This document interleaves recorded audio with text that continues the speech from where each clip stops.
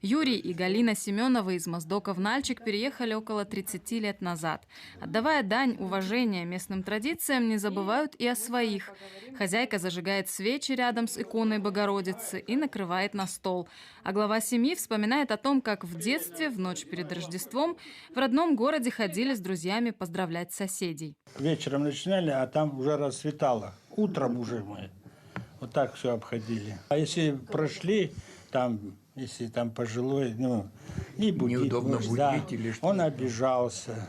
За угощениями по дворам молодежь непременно ходила с музыкой. С собой брали гармониста и пели праздничную песню, в которой выражали надежду на хороший урожай, звучали пожелания здоровья и удачи.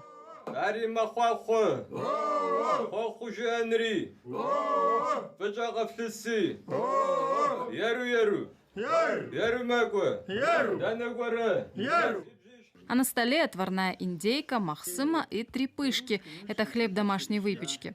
В соответствии с обычаем старший отрезает крыло индюшки и передает его самой младшей представительнице рода. После произнесения молитвы мужчина разрезает хлеб сверху вниз и слева направо так, чтобы получилось изображение креста. Это вот эту пышку. Кто кушает на праздниках, на свадьбах делает, на праздниках. Кто не замужем, замуж выходит, кто не женат, женится, кто болеет, выздоравливает. Этим обрядам более 300 лет. Сегодня моздокских кабардинцев всего около 5000 человек.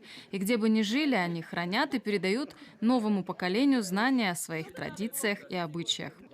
Мадина Урусова, Азамат Табухов, Вести, Кабардино-Балкария.